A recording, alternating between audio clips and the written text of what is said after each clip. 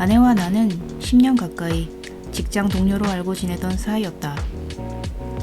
나는 처음 아내를 봤을 때부터 호감을 가지고 있었지만 내성적인 성격 탓에 고백할 엄두를 내지 못했다.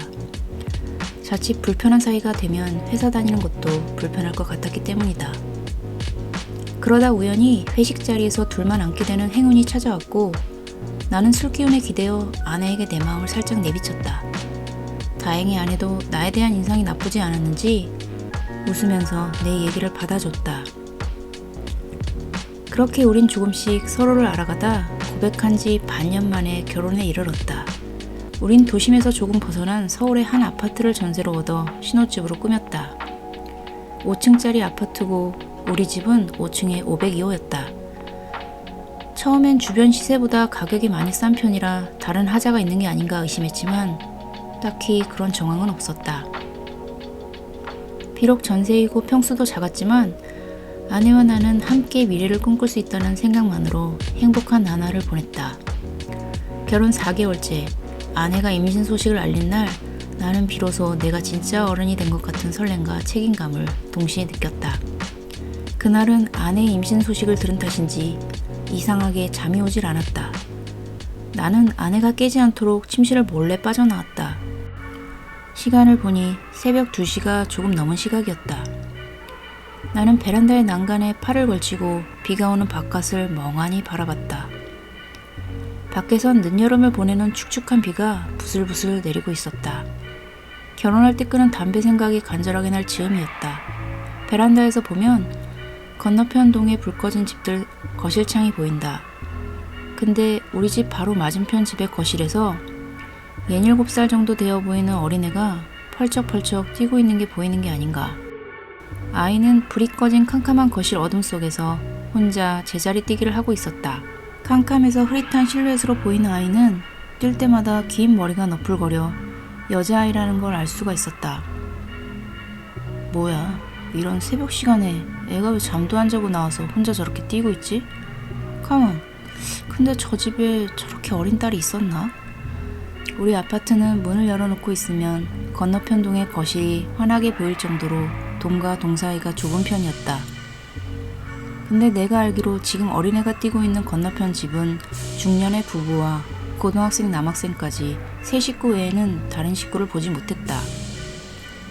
어디 친척집에서 맡긴 건가? 내가 계속 그 어린애를 주시했던 건 내가 지켜보는 10여 분 동안 아이가 계속 똑같은 자세로 제자리뜸을 뛰고 있었기 때문이다. 그것도 불 꺼진 거실에서 혼자. 그렇게 계속 어린애를 지켜보고 있자니 어느 순간부터 이상한 생각이 들며 오싹한 기분이 찾아들었다. 난 왠지 계속 그 아이를 지켜보면 안 될 것 같아 베란다 문을 닫고 커튼까지 친 후 아내가 잠든 침실로 돌아갔다. 다음날 나는 아내에게 그 얘기를 하고 싶어 입이 근질거렸지만 참기로 했다. 괜히 임신해서 예민한 사람한테 그런 얘기를 했다가 아내는 물론이고 뱃속에 우리 아이까지 겁을 먹게 하고 싶지 않았던 것이다. 그날 아내가 말했다. 난 오늘부터 1시간 일찍 잘 거야.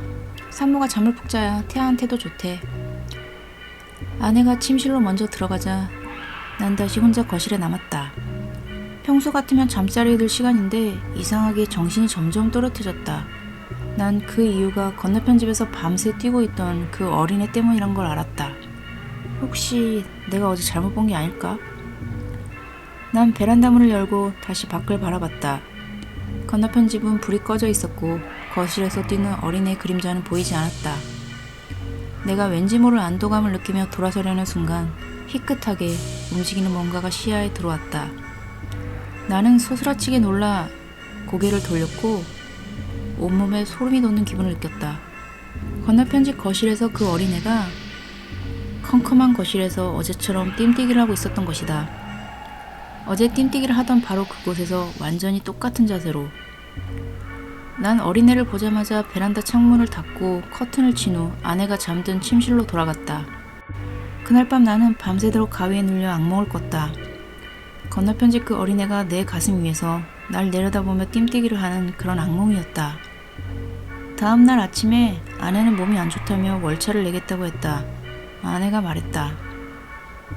별일 아니야. 그냥 몸이 좀 찌뿌둥해서 그래. 그날 혼자 회사에 출근해서 업무를 보는데 온종일 아내가 신경이 쓰였다. 그날 퇴근하고 집에 들어갔을 때 왠지 아내 표정이 좋지 않았다. 왜? 무슨 일 있었어? 아내가 불쾌한 얼굴로 말했다. 아까 오후에 아랫집 여자가 올라오더니 어제 그제 밤새도록 새벽에 쿵쿵거려서 잠을 못 잤다는 거야. 그래서 내가 그랬지. 우리 집엔 어린애도 없고 누가 새벽에 잠도 안 자고 그렇게 쿵쿵 뛰는 말도 안 되는 짓을 하겠냐고.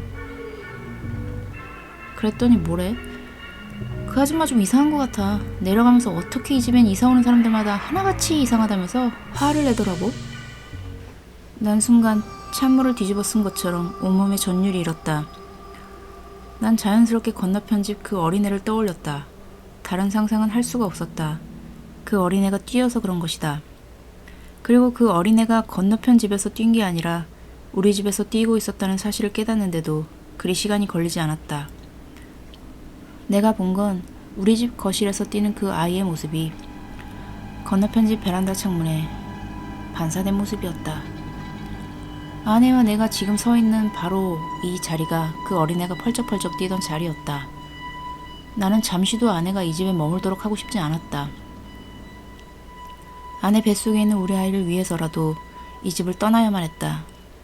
나는 이 집이 다른 집에 비해 왜 유난히 전세금이 쌌는지 비로소 이해했다. 나는 아내에게 짐을 싸서 우리 부모님 집으로 들어가자고 말했다. 나는 눈이 휘둥그레진 아내를 설득해서 그 집을 나온 후 그 어린애 얘기를 들려줬다.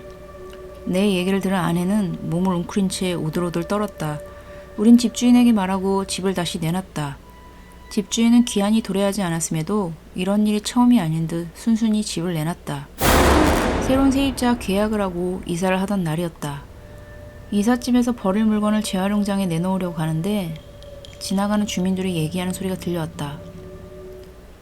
502호 있잖아. 부모가 학대해서 여자애 죽은 그 집 말이야. 그 집 이사 온 지 반년도 안 돼서 또 나간대. 어린애 귀신 나온다는 얘기가 맞긴 한가 봐.